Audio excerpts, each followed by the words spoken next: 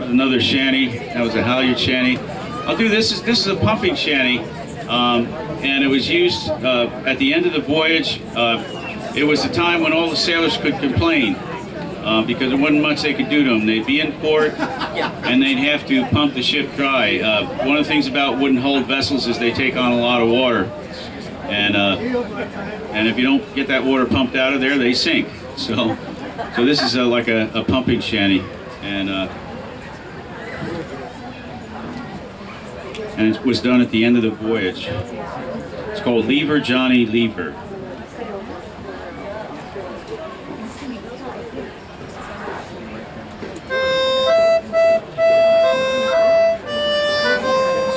Oh, I thought I heard the old man say, "Leave her, Johnny, leave her. You can go ashore and draw your pay. It's time for us to leave her. Leave her, Johnny, leave her. Oh, leave her, Johnny, leave her. For the voyage is done and the winds don't blow. It's time for us to leave her. Our ship is old, she will not last. Leave her, Johnny, leave her. Our ship is old, she's sinking fast. It's time for us to leave her. Leave her, Johnny, leave her. Oh, leave her, Johnny, leave her. For the voyage is done and the winds don't blow. It's time for us to leave her. Well, it's rotten meat and we will eat bread. Leave her, Johnny, leave her. Well, it's pump or drown, the old man said. It's time for us to leave her. Leave her, Johnny, leave her. Oh, leave her, Johnny, leave her. For the voyage is done and the winds don't blow. It's time for us to leave her. Well, a mate was a bucko and the old man a Turk. Leave her, Johnny, leave her. Well, the bosun was a devil with a middle name of work. It's time for us to leave her. Leave her, Johnny, leave her. Oh, leave her, Johnny, leave her. For the voyage is done and the winds don't blow. It's time for us to leave her. Well, the mates have gone and we the crew. Leave her, Johnny, leave her. Well, it's time, me lads, that we went to. It's time for us to leave her. Leave her, Johnny, leave her. Oh, leave her, Johnny, leave her. For the voyage is done and the winds don't blow. It's time for us to leave her. Leave her, Johnny, leave her. Thank you very much.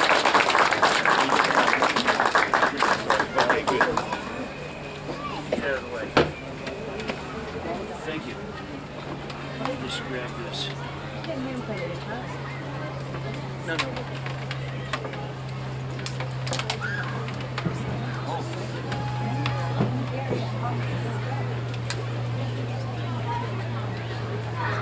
A round of applause for our musical entertainment, Bill Dempsey.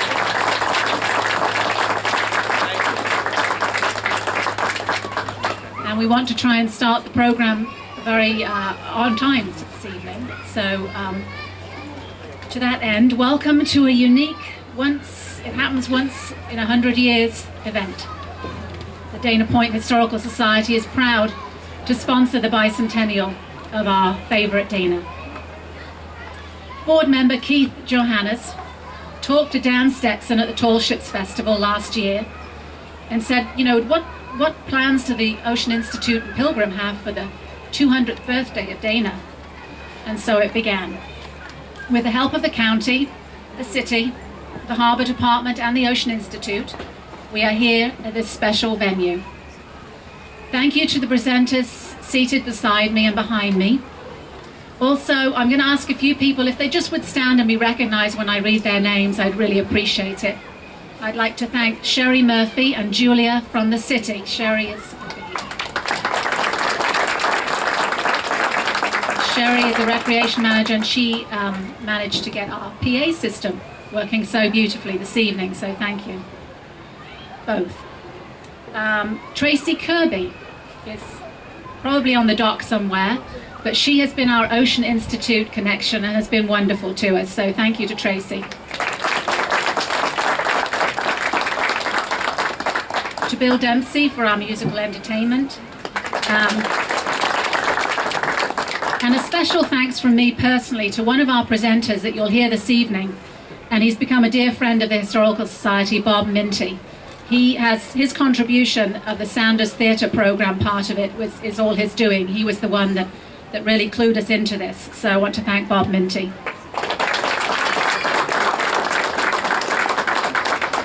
And thank you all for joining us on this special event. I just have a few more introductions I would like to make before we actually make the program begin. Dana Murphy is here, a planning commissioner from the city of Dana Point. Dana, sorry, I mispronounced that. No, I don't see her. Nancy Jenkins is seated up here. She's on the Arts and Cultural Commission. Two of the lovely ladies in the back, Heather Johnston and Vicky McMurchie. Could you stand from the Chamber of Commerce? Thank you for being here. And then three special introductions that people perhaps you know and perhaps you don't. If you come to our annual reading of 2 Years Before the Mast, you might know Kathy Carlisle, Faith Lawson, and her mother Jane. Could you stand, please? And the most special thing about them is they are all Dana descendants. So thank you for being with us. So, one city, the only Dana Point in these United States, named for the man being remembered this evening. Yes, for a book he wrote as a young man, but also for being the conscience of a nation as a lawyer and a man of genuine character and courage in a time of great upheaval. So we begin our program. We're standing on this, or near, this beautiful brig Pilgrim, courtesy of the Ocean Institute, and to that end I want you to welcome Dan Stetson, who is the retiring director of the Ocean Institute, and he'll say a few words and has some introductions of his own. Thank you.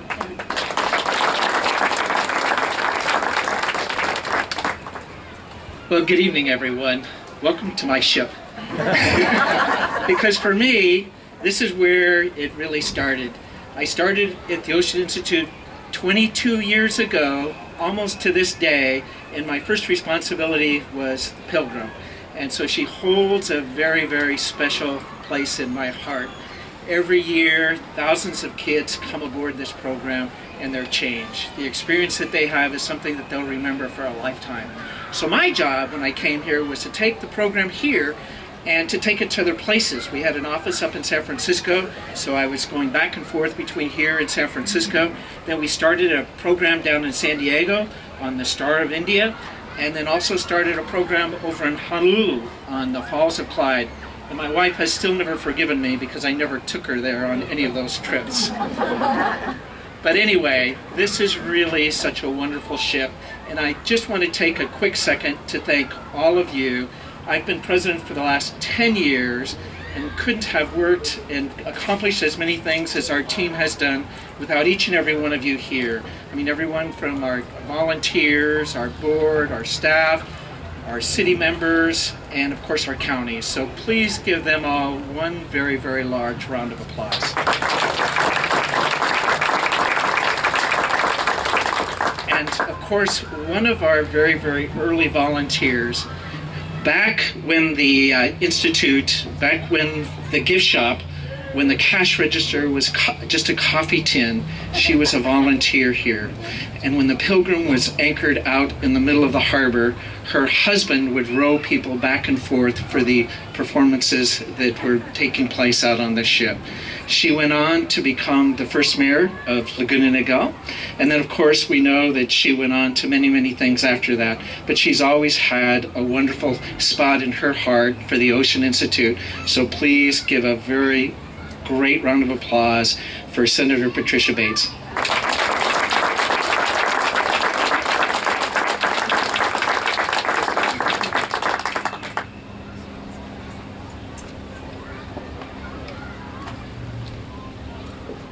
Well, thank you for that, Dan.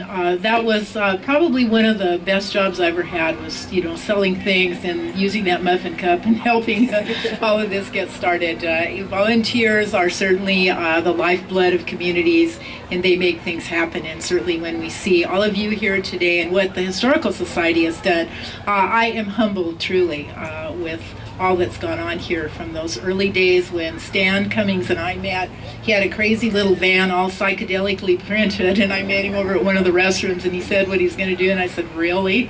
Well, we'll see if that happens, and certainly it has happened, and look at all of you. So I have with me a certificate of recognition today from our state senate, recognizing the Dana Point Historical Society for their work in preserving the memory of Richard Henry Dana Jr. And certainly they deserve a huge round of applause. The volunteers that have been involved in this historical society have really made the name of Richard Henry Dana remembered in up and down our state as one of, I have to say, one of the founding members of our great state, who brought that kind of recognition here from the East Coast. So to whom may I present this to our president, Barbara, and Liz, and let you guys know that we did start a historical society in Laguna Niguel, and we're following your playbook. We don't have the same kind of history, but you guys have you know, raised the bar and set the mark for us, so we thank you for that. My pleasure. Thank you very much. Thank you. And then next presenter is the esteemed, wonderful mayor of the city of Dana Point, Carlos Olivera. Carlos. Thank you, Pat. This being Richard Henry Dana's birthday, there are going to be a lot of cities, wherever he touched the ground, that are probably celebrating the actual same thing. Dana was here. Well, we got him beat because we have his name. So what I'm presenting to the Historical Society is a proclamation from the city of Dana Point for taking the opportunity of celebrating this day in honor of Richard Henry Dana, and for the job that they have done, which is well done.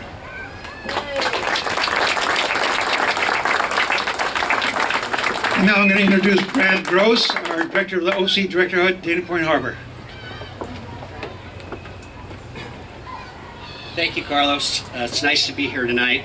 Long before Dana Point became a city, San Juan Capistrano always had a close relationship with San Juan Point and its community. The roots go back to when the Yankee trading ships hauled into the bay, trading hides from the mission, bringing Dana to these shores. San Juan Point became Dana Point in 1884. When the County of Orange began developing the harbor, Capistrano Valley resident H.L. Les Bremers and the San Juan Capistrano Historical Society decided they wanted to contribute something to commemorate this historical connection between San Juan Capistrano and the bay. A limited competition of renowned sculptors was held once a statue of Dana had been decided upon, and they selected John Turkin of New York to do the work. Many fundraisers were held for donations, including from Dana's relatives and local schools. Helen Dana Swanner, a distant cousin, was the first with a substantial donation. Cost of the first statue exceeded $20,000. The statue was sculpted in East Meadow, New York, and unveiled on April 28, 1972. With great help from the Orange County Board of Supervisors and especially Vice Chair Lisa Bartlett, the Dana Point Historical Society is pleased to dedicate a new plaque celebrating Dana's bicentennial and acknowledging the work of the San Juan Capistrano Historical Society under the leadership of Les Remmers to establish a landmark in the city of Dana Point. And with that, I'd like to introduce Barbara Johannes, the president of the Dana Point Historical Society.